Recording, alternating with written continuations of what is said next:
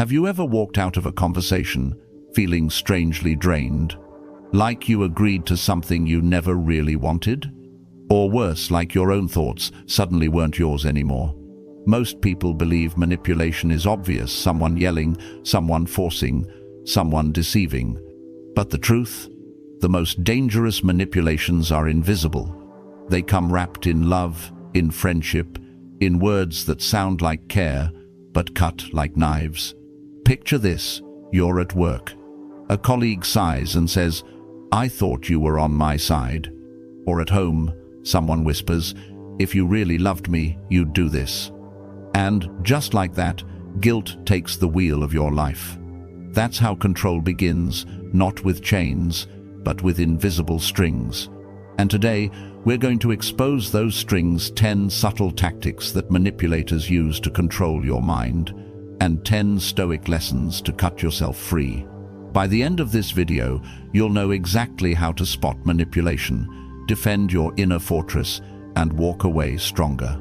Seneca once warned, "A man is enslaved to whatever he cannot part with."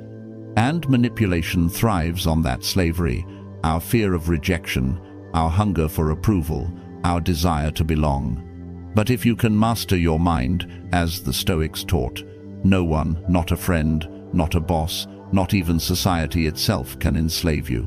That's the promise of today's journey: to connect the wisdom of Marcus Aurelius, Seneca, and Epictetus with the modern battlefield of your daily life. Because while the world has changed, human nature has not. If you're ready to reclaim your autonomy, subscribe to The Stoic Habit. This is not just another channel, it's a movement of discipline, clarity, and inner power. And today, that movement begins with you. Lesson 1. Emotional manipulation. If you loved me, you would. Have you ever felt that invisible weight? Not from words shouted at you, but from silence, from a sigh, from a look that says, "If you cared, you would do this for me." That's not love, that's not teamwork, that's manipulation dressed as concern. The signs are subtle. A vague guilt that makes you second-guess yourself. A cold silence that feels like punishment. A tone that whispers, "You're selfish unless you obey." Here's the Stoic truth: feelings are signals, not commands. You can observe a wave of guilt without letting it steer your life. Picture Maya, a young manager. Every Friday, her colleague dropped urgent weekend requests. When she hesitated, he sighed. "I thought we were a team." It wasn't teamwork, it was a guilt trap. But one Friday, Maya tried something different. She paused, she breathed out longer than she breathed in, and she said calmly, "I'm not comfortable committing right now. I'll review on Monday at 10 a.m. No fight, no drama, just a boundary. And by Monday, the urgent task had vanished into thin air. That's the power of a single sentence. I don't decide from guilt. If you need an answer now, it's no for now. I'll think it through and get back to you tomorrow. Here's your 30-second drill. Box breathing. Inhale for 4, hold for 4. Exhale for 4, hold for 4. As your body calms, ask, does this align with my values this week? If not, the answer is simple. Remember, Serena Williams protects her training schedule with fierce boundaries. That's not coldness, it's clarity. And clarity is what allows champions and Stoics to live free. Lesson 2, logical fallacies. The arguments that sound smart, but aren't. Have you ever walked into a debate and left more confused than when you entered? Not because the other person was right, but because their words so sharp, so clever, sliced away at your clarity. That's not wisdom, that's a trap. Logical fallacies are mental smoke bombs. They sound like reason, but they're built on sand. The ad hominem attacking you instead of your idea. The hasty generalization turning one bird into the whole sky.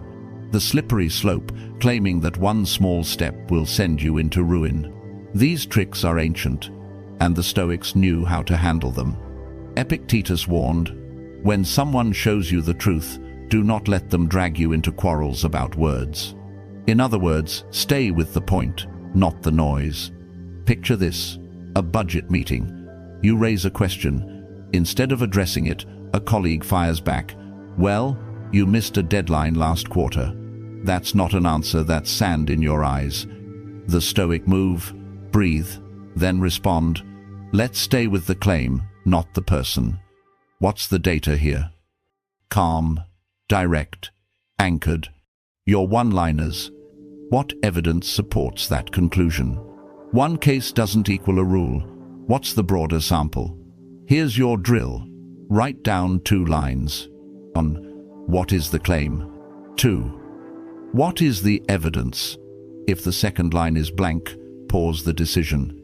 Remember, even Warren Buffett, the Oracle of Omaha, filters noise through one lens: facts and clarity. That's why he wins. Not louder, not faster, but clearer. So when fallacies flood your path, hold to reason like a compass. The truth may be simple. The noise is not. Lesson 3. Gaslighting. When they make you doubt your reality. Have you ever been so certain of something, only to have someone look you in the eye and say, "That never happened"? Or worse, you're just imagining things. That creeping doubt, that fog in your mind, that's not confusion. That's gaslighting. Gaslighting is the art of moving the furniture in your house and then insisting nothing has changed. It makes you question your memory, your perception, even your sanity. And once you doubt yourself, you're easier to control. Here's the Stoic reframe: your reality is valid, your perception matters. Marcus Aurelius reminded himself daily, if it is not true, do not say it. If it is not right, do not do it. Truth is the anchor, even when others deny it. Picture this: a young professional, we'll call him Alex, agrees with his manager by email on a project deadline. A week later, the manager snaps, "I never said that." Alex breathes, opens the email, calmly says, "Here's the record of our agreement." No shouting, no collapse, just truth, steady as stone. That's how you fight the fog, with evidence, not emotion. Your one-liners: I remember it differently, and I have notes to confirm. My feelings are valid, even if we see details differently. Your drill: keep a truth journal. After key meetings, write 3 short lines. 1. The event. 2. The words. 3. How you felt. This isn't paranoia, it's protection. Even healthy relationships rely on this clarity. Think of Michelle Obama's words about her marriage with Barack. "We had to learn how to argue honestly, not rewrite the past." Gaslighting loses its power the moment you refuse to surrender your reality. Stand in truth, record it, speak it calmly. Because the world may twist the mirrors, but you decide which reflection you believe. Lesson 4. Peer pressure. When the crowd decides for you. Have you ever laughed at a joke you didn't find funny, just because everyone else was laughing? Or gone along with a choice that felt wrong, only to avoid being the odd one out? That's not harmony, that's surrender. Peer pressure is subtle, it doesn't yell. It whispers, "Don't be the black sheep, fit in, stay safe." But fitting in at the cost of your values is the fastest road to regret. The Stoics knew this danger well. Seneca warned, "What is popular is not always what is right." And Marcus Aurelius reminded himself, "Be yourself. The world will drag you anyway. Stand firm like a rock." Picture this. A young man named David sat in a boardroom. Everyone voted to approve a project he knew was flawed. He felt the wave of agreement crash toward him. His heart raced. But then he breathed and said quietly, "I see risks here we haven't addressed." The room went silent. For a moment, he stood alone. But later, when the project did stumble, that one voice of integrity became the voice people remembered. Your one-liners. That's not for me. I'm sitting this one out. I have a different priority this month. Your drill. Write down 3 non-negotiables, the values you will not betray. Health, family, honesty. Whatever they are, make them your compass. Next time the crowd sways, check your compass first. Look at Keanu Reeves, Hollywood's eternal outsider. He doesn't follow the crowd. He doesn't chase the noise. And yet he is respected everywhere for his quiet integrity. Peer pressure will always exist. But when you anchor in your values, you stop being carried by the tide. You don't need to roar louder than the crowd. You just need the courage to stand still. Lesson 5. Excessive flattery, the sweet bait with a hidden hook. Who doesn't enjoy a compliment? A kind word, a little recognition. It feels good. But here's the danger when praise comes too often, too vague, or always right before a request. It's not kindness. It's bait. Excessive flattery is like honey smeared on a hook, sweet at first, but meant to catch you. It feeds your ego, softens your defenses, and makes you easier to steer. The Stoics were blunt about this. Epictetus taught, if you wish to be good, first believe you are bad. In other words, know your strengths, but also know your weaknesses. Because when you already see yourself clearly, no empty praise can blind you. Picture this. A client showers a young designer, let's call her Emma, with compliments. You're brilliant. The best I've ever seen. No one else could handle this. And then, the ask. Could you do it by Monday? For free? Emma smiled, paused, and replied, thank you. What exactly is the scope, the budget, and the deadline? Suddenly, the flattery lost its power, because specifics kill manipulation. Your one-liners? I appreciate that. What specifically do you need? Let me think about it and get back to you tomorrow. Your drill. Before saying yes, ask 2 questions. 1. What exactly is being asked? 2. Why me? If the answers are foggy, the safest response is no for now. Think of Warren Buffett. He's admired worldwide, yet he turns down opportunities daily. Compliments don't sway him, clarity does. That's why his yes has power. So the next time you're showered with praise, enjoy the sweetness but check for the hook.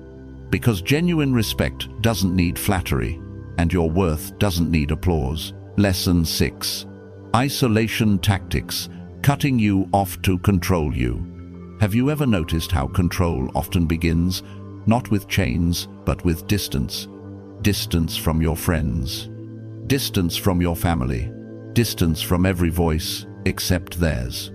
That's isolation. It's one of the oldest tricks in the book. If someone can cut you off from your lifelines, they don't need to argue with you. They just become the only voice left. The Stoics warned us about this danger. Seneca said, associate with those who will make a better man of you. Welcome those you yourself can improve. In other words, your circle shapes your strength, and losing that circle weakens your guard. Picture this. A woman named Sarah was dating someone who often whispered, your friends don't understand us. They're toxic. Spend more time with me. Brick by brick, her world grew smaller, until one day she realized she wasn't choosing anymore. She was being chosen for. But then she tried a Stoic boundary. Calmly, she said, my relationships matter. I won't cut people off on demand. Saturday is family time. No anger, just truth. A wall with a door, her door. Your one-liners. I value my support network. That won't change. We can discuss balance, not isolation. Your drill. Schedule 2 lifelines every week. A call with a friend, a meal with family, a check-in with a mentor. Write them on your calendar. Treat them as unbreakable. Think of champions, entrepreneurs, even great leaders. They all have what I call a council of clarity, a handful of trusted voices who keep them grounded when the world pulls them apart. Isolation is control. Connection is freedom. Protect your lifelines, and you protect your autonomy. Lesson 7. Ultimatums, the black and white trap. Have you ever been backed into a corner with words like, if you really loved me, you'd do this. Or, if you don't agree right now, it's over. That is not love. That is not leadership. That is control dressed as urgency. Ultimatums are emotional cliffs. They force you to look down, feel the fear, and jump where the manipulator points. But Stoicism teaches us this: time is power. You almost always have more of it than you think. Marcus Aurelius wrote, "If it is endurable, then endure it. If it is not, then stop complaining. Your power lies in your mind." Applied here, that means don't let someone shrink your options into black and white. Your mind can always create a third path. Picture this: a young co-founder, pressured by his partner, "Sign these new terms today or I pull out." The room went cold. He felt his throat tighten. But instead of rushing, he paused, breathed, and said, "I don't sign under pressure. Let's reconvene with legal tomorrow at 10 a.m. If today is required, then I decline." No fight, no panic, just clarity. And suddenly, the ultimatum lost its teeth. Your one-liners. "I don't decide under pressure. If that's the condition, my answer is no. If threats are required, this is not a healthy relationship for me." Your drill. Try the 10th of October 2010 rule. Ask yourself, if I cave, what happens in 10 days, 10 months, 10 years? Most ultimatums crumble under long-term light. Think of Oprah Winfrey. She's famous for saying no without guilt. She built an empire not by rushing into traps, but by waiting until the yes was truly hers. Ultimatums thrive on fear.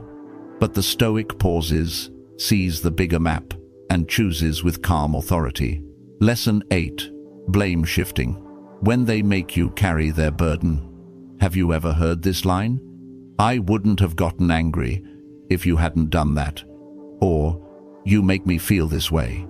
That's not honesty. That's blame shifting. Blame shifting is like handing you a backpack full of bricks that aren't yours to carry. Suddenly, you're weighed down by guilt for someone else's choices. And once you accept that weight, they can control how you move. The Stoics remind us we are each responsible for our own actions. Epictetus taught, "It's not things that disturb us, but our judgments about them." In other words, no one can make us explode. That choice is always ours. Picture this: a couple arguing in the kitchen. One partner slams a cabinet and shouts, "You made me lose my temper."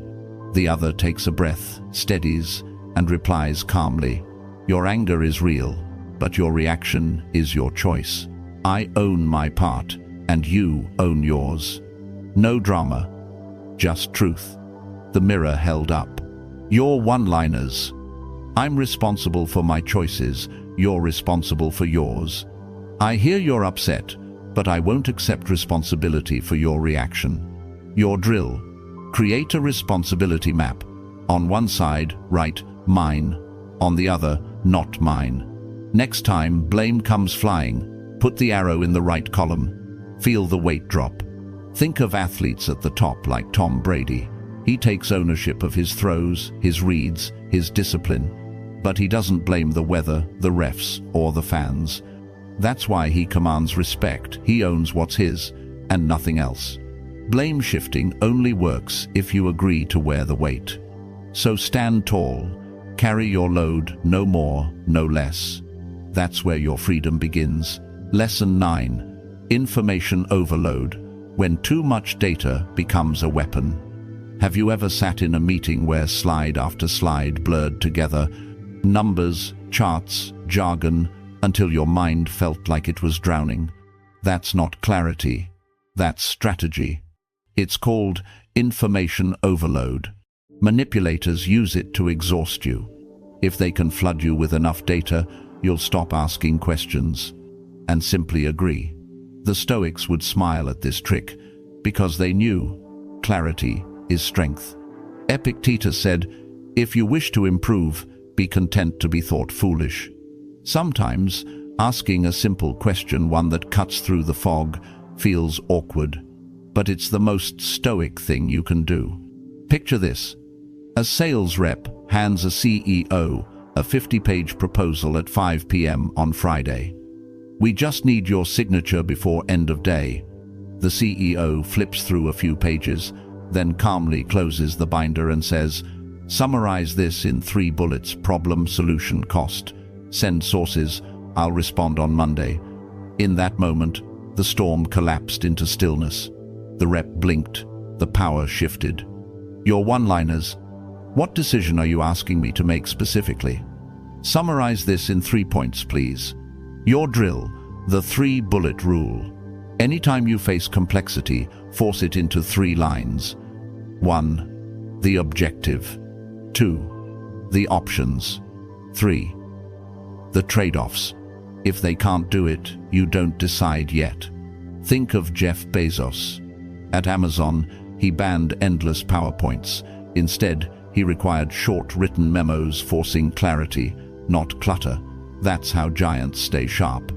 Information is power, yes. But overload is a trap. The Stoic doesn't drown in noise. He parts the sea and walks on solid ground. Lesson 10. Topic shifting. The art of evasion. Have you ever confronted someone with a clear question and suddenly the subject changed? You asked about money. They talked about loyalty. You asked about commitment. They brought up your mistakes from last year. That's not conversation. That's misdirection. Topic shifting is a magician's trick. Look over here, while I hide the truth over there. The Stoics warned against this dance. Marcus Aurelius wrote, "If someone can show me I am mistaken, I will gladly change, for I seek the truth, which has never harmed anyone." Notice truth doesn't need to dodge. It stands. Only lies run. Picture this. A manager asks her boss, "What's the approved Q4 budget?" He smiles, claps his hands and says, "First, let's celebrate last quarter's success." The team laughs. The question dissolves. But she stays calm, waits, then repeats, "Thank you. Now, about Q4, what's the number?" The room goes quiet. The truth has nowhere left to hide. Your one-liners. That's interesting, but let's return to the original question. Why are we changing the subject? Your drill, the loop line. Write down one sentence that brings you back on track.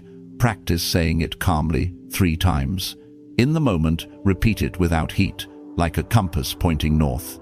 Think of great leaders, CEOs, senators, even athletes at press conferences. The strongest ones don't chase every detour. They return to the point, again and again, until clarity arrives. Topic shifting only works if you follow the detour. But when you stay steady, calm, direct, unshaken, you turn the maze back into a straight road. And that is how a Stoic protects the truth.